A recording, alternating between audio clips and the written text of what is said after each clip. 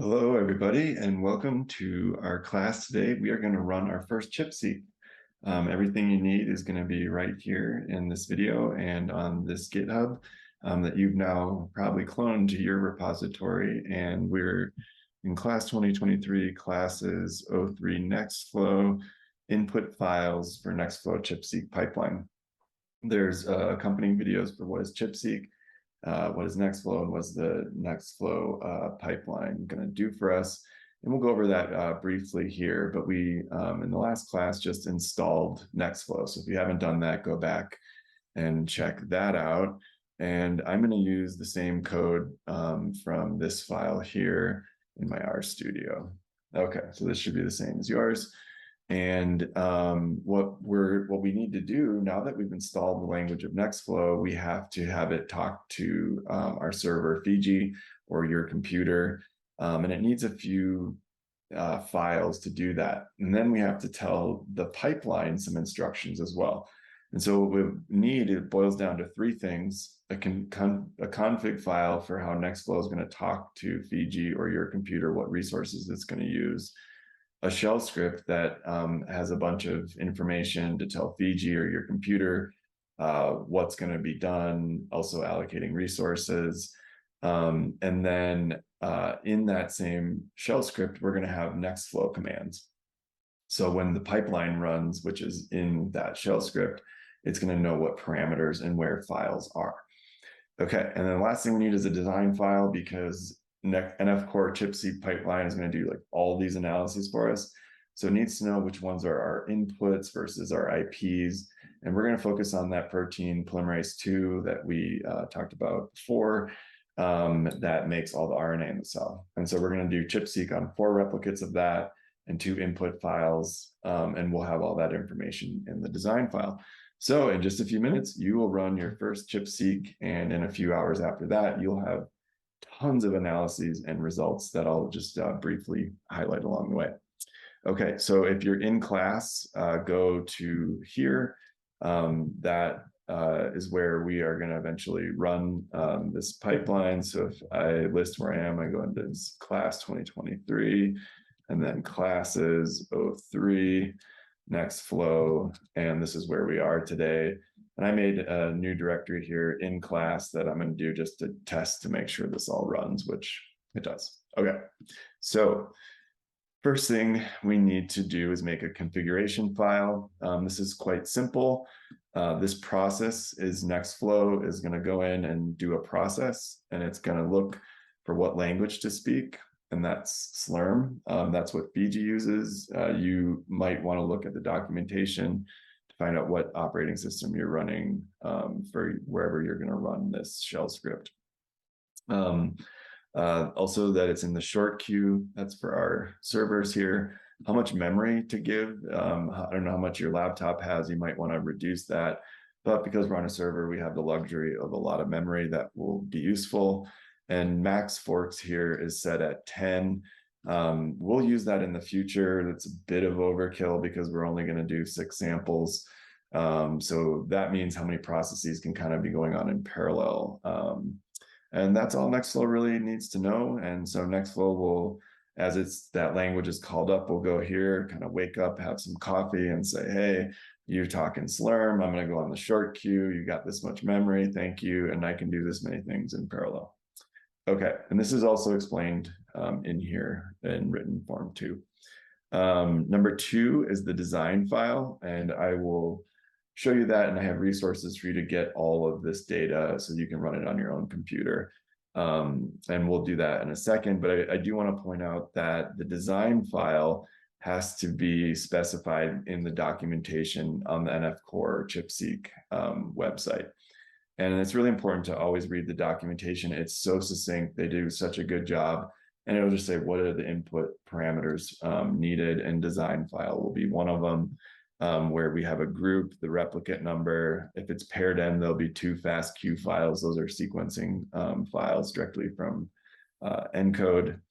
And then which antibody was used and which input to control it to. And again, there's accompanying videos of what is ChIP and why do we do a control and the antibody and all that there.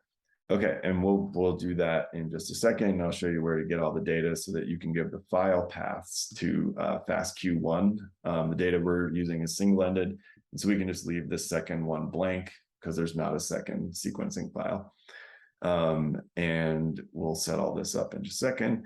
And the real bulk of this is the shell script. And so this we did in Bash Basics, shell script exercise where you made a shell script to run a bunch of commands. It's really the same thing. We're just making a list of tasks for Fiji or your computer to do. And so we'll make this in a second at the bottom, but just to go over it, this is what it looks like. This part is all Slurm with this S batch, the pound matters, and this really matters to tell the document to do this in Bash.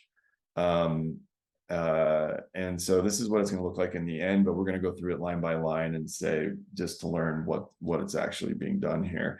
And then after the Slurm, we have some Bash commands, and then module load is also Bash.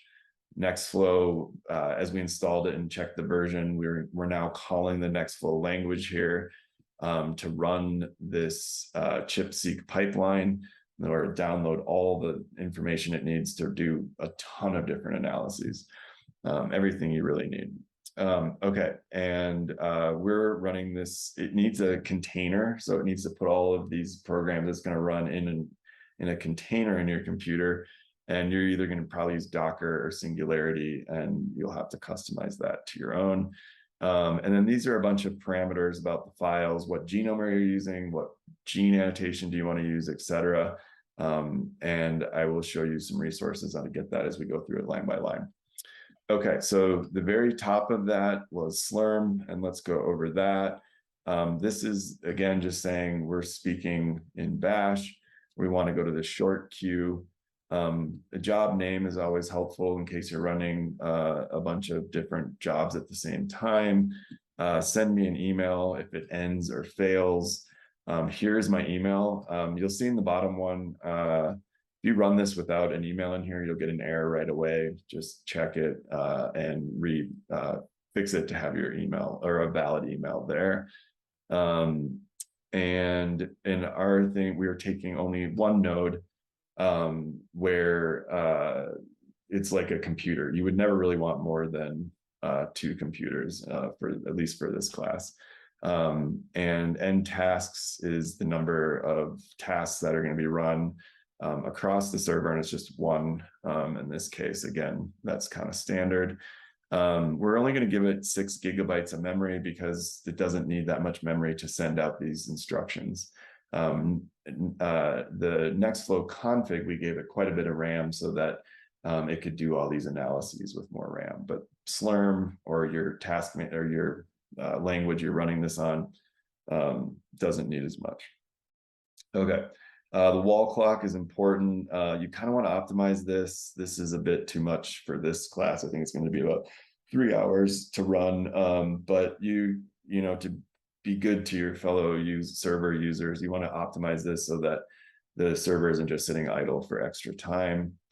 And then we want to check out what's going on. So we were telling Slurm to make an output file and call it nextflow.out, and we'll look at that as we start to run it. And then also error. So it'll tell you what line it errored out on, and you can go back and sort of debug it. But to be honest, these guys have done such a wonderful job that these things just run. Okay, so we are going to just print out some things here. What's our path? Where are we? What host are we on? So in our case, it'll be Fiji, and what's the date? Just going to print that out. And then I just threw an echo. Here we go again, running another ChIPseq pipeline, or you can type in whatever you want. You don't really need that. The module load is a bash command to say, load this environment, and the environment is going to be Singularity. That's going to be the container where Nextflow goes and grabs all of the different programs it needs, Macs, aligners, etc., peak callers, and just tons of software, and put it into that pipeline, into that container. Some people use Docker, no different, same idea. And again, this is all on the NF Core website. It's good to look because they'll tell you what most people are using. Okay, so then we're calling up nextflow again to say run NF core ChIPseq pipeline. Here, I've changed it down below to a more modern one, so don't run this one. So then nextflow is going to go to that Git repository and grab all the instructions it needs to go then grab all the resources it needs. So it's amazingly well managed or organized thanks to nextflow. The profile we're using again is singularities, our container end, that we're putting a parameter that our data is single-ended. This would be paired end if your data was paired end. The input we're giving it is the design file that I mentioned above that has to be in a specific order so it can do a bunch of analyses for us.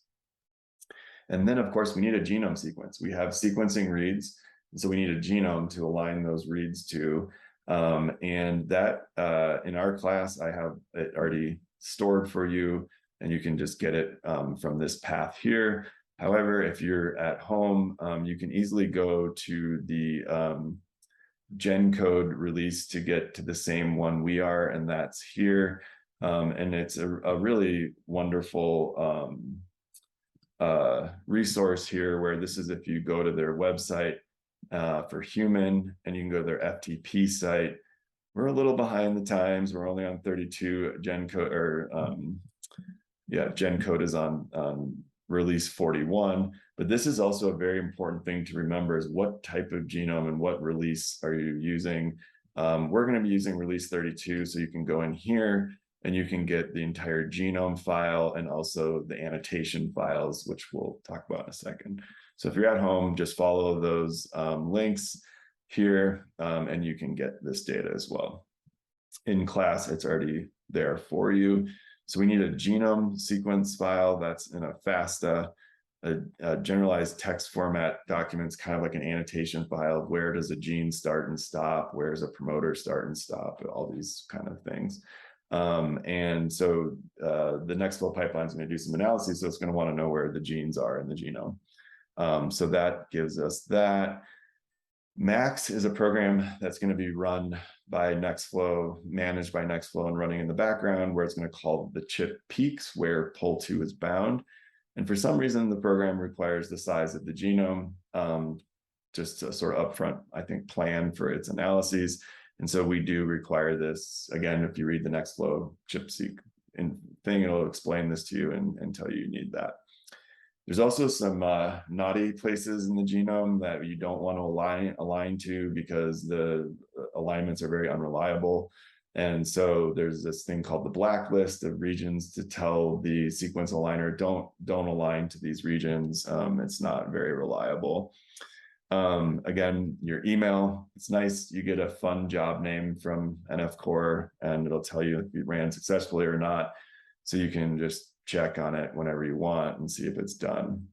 This -resume flag is amazing. It's an update from over a year ago, but this allows, if the pipeline does break, it caches everywhere it's been. So it remembers everything it's already done. So you just run it again, and it picks up right where it left off. And some of the jobs, if you run the big full class, could take over a day. And so if it breaks at 12 hours, you still save that time. And we're telling it the nextflow config here in the language C to read that first, let's figure out how to talk to each other, the first file we made up there. Okay, so here it is in full. I've changed the pipeline number, so please use this one. Here is the config file, and here is the design file. So these are FASTQ files or sequencing files. This is that design file we talked about above that has this specific ordering here. If you're in class, this will run just as it is. The design file just needs to follow these rules. You can make it in Excel and save it as a comma-separated file or .csv. And what we're looking at here is the group. We're studying the gene POLR2A. We have 4 replicates of it here. And FASTQ1, the path to that is here. FASTQ2 is blank. That's why you see 2 commas there. The antibody is all POLR2A. And these are the input samples that are down here that have blanks because they don't have antibody values, because they're the inputs. So it's not too tricky, but it's worth spending some more time going back and looking through this. And if you're doing this at home, you can get these all these files downloaded to your own computer by simply going to the ENCODE portal. I have the links there.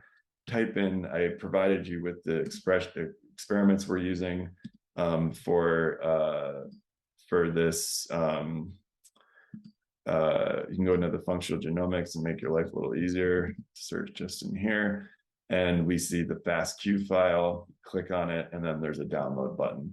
And so you would download this into a path and give it the path to that file you're about to download. And then you repeat that for all of these. Here, I have instructions on how to do that up there. Okay, let's run our first ChIPseq.